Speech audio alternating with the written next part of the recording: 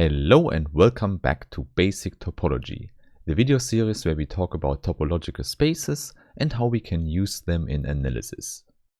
And indeed, in today's part 4, we will talk about the general definition of compact sets.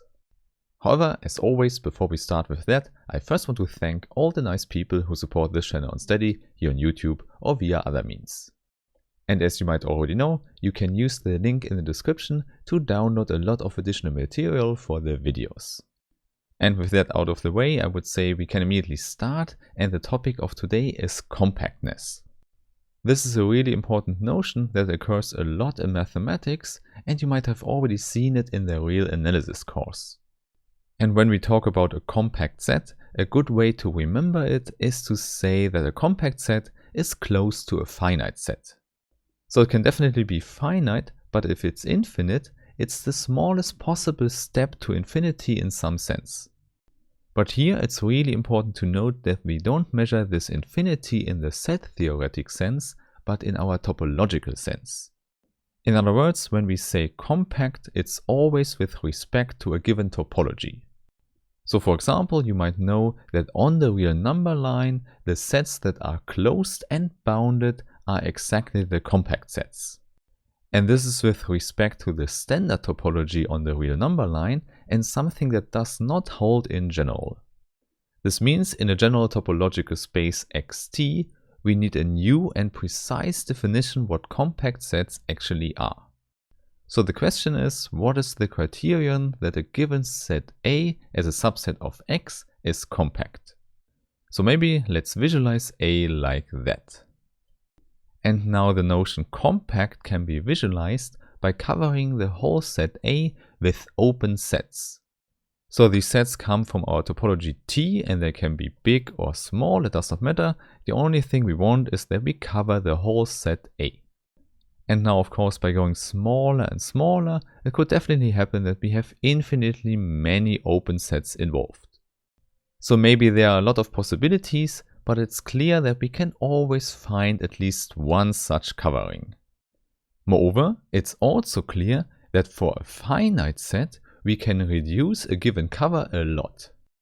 For example, if A only consists of 5 elements, then 5 of these open sets should be enough to cover the whole set. So even in the case that there are infinitely many sets given in this cover, we can always choose a finite subcover.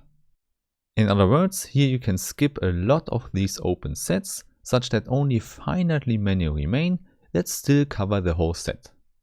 So this is not so surprising for a finite set, but for an infinite one, this is exactly what we would call compact.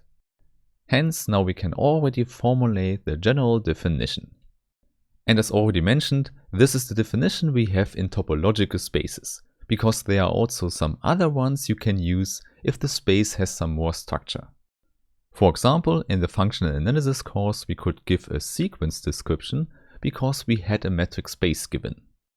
But as we will see soon, this is just a special case of this general definition. So now let's write it down. We call a subset A in X compact if any open cover of A has a finite subcover.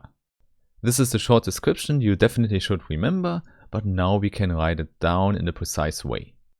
So what we need is just a collection of open sets, so sets from T. And maybe let's call these open sets UI. And now we have a whole collection, which means we have an index set capital I given. So this is just a collection of open sets, and now the requirement is that they cover the set A. So the union of all the sets UI is equal or larger than A. So in fact, this is what we mean by a cover of the set A. And now we call the set compact if we only need finitely many members of this collection of open sets to get a cover. This means we can reduce the index set to a finite index set I0. And then we just have to take this finite union of the open sets. But with that we don't change the property that the union is still a superset of A. And here the crucial thing to remember is that we only have compactness if this implication is true for any collection of open sets.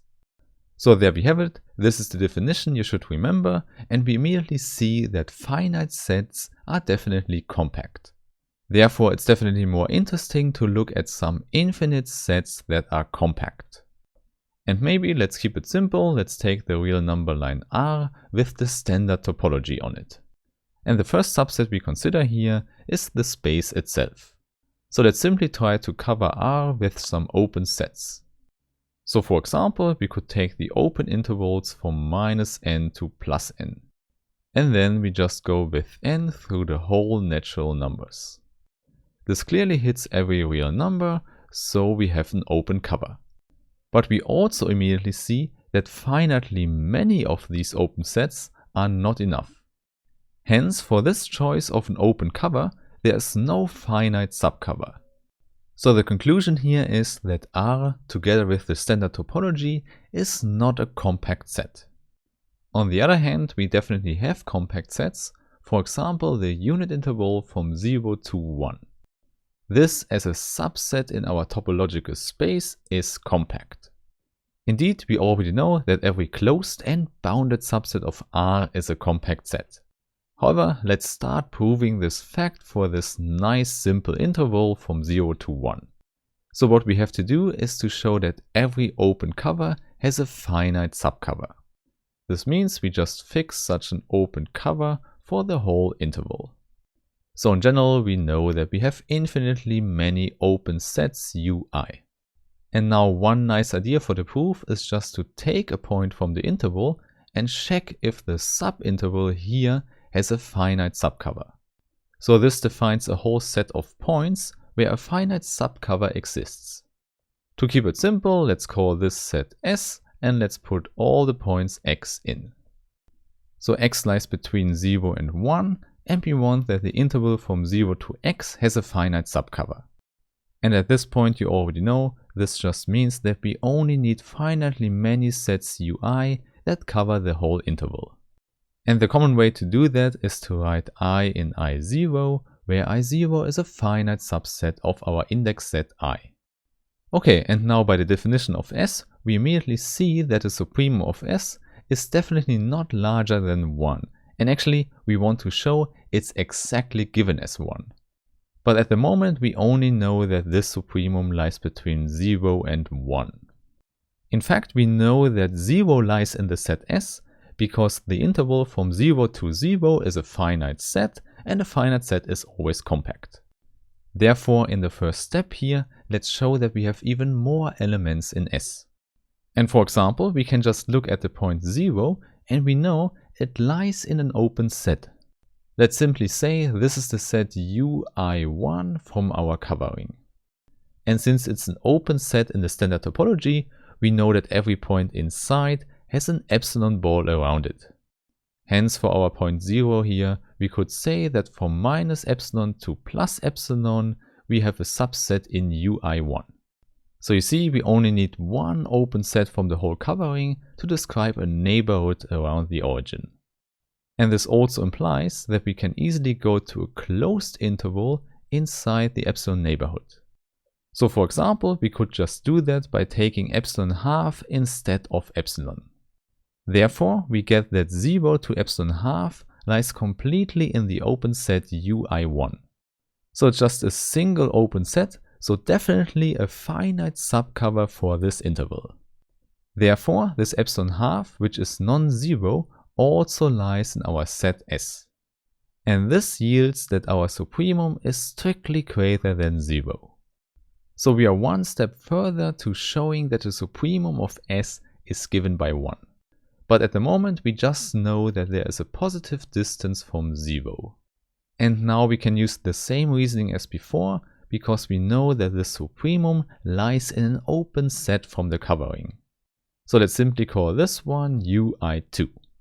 And indeed, as before, we can use that by definition of the standard topology, we know that there is an epsilon ball in it. Of course, the actual value of this epsilon might be different than before, but we know that such a positive constant exists. And now we can use this nice epsilon neighborhood to choose a point to the left of the supremum. And in order to keep it simple, let's simply call this point x tilde. And moreover, what we also get is that the closed interval from x tilde to the supremum of S lies completely in our open set UI2. So as before, this closed interval here is covered by a single open set. And with that information, we can just look at the whole interval from 0 to the supremum of S. Because this one we can just split up at x tilde. So we have 0 to x tilde union x tilde to the supremum of S. And for the last one, we already know it's covered by a single open set. On the other hand, for the first interval, we already know it has a finite subcover because x tilde is smaller than the supremum of S. So this simply means that x tilde has to lie inside the set S, so this interval has a finite subcover. So in total we get that our interval from 0 to the supremum of S also has a finite subcover, which simply implies that the supremum of S is an element of S as well. And please note, this is new information because in general, the supremum of a set does not have to lie in the set itself. Okay, and now for the last step of the proof, let's do a proof by contradiction and let's assume that the supremum of S is not equal to 1. In other words, let's look what happens when we assume that the supremum of S is strictly less than 1. And there we can use the same picture as before because UI2 is an open set around the point supremum of S. However, now of course it could happen that this point 1 lies inside this epsilon neighborhood. However, in any case, it's always possible for us to find a point between the supremum of S and 1 that lies inside this epsilon neighborhood. And let's simply say that we can find this point with a little delta greater than 0. This simply means that we have the interval that starts with the supremum of S and goes to the supremum of S plus delta. And now if delta is small enough, we lie completely inside the open set UI2. And there you should see, we can do exactly the same thing we did before. We can just form the union of two intervals and we see we have a finite subcover for both. In fact, it's the same reasoning as before. The second set is covered by a single open set and the other one has a finite subcover.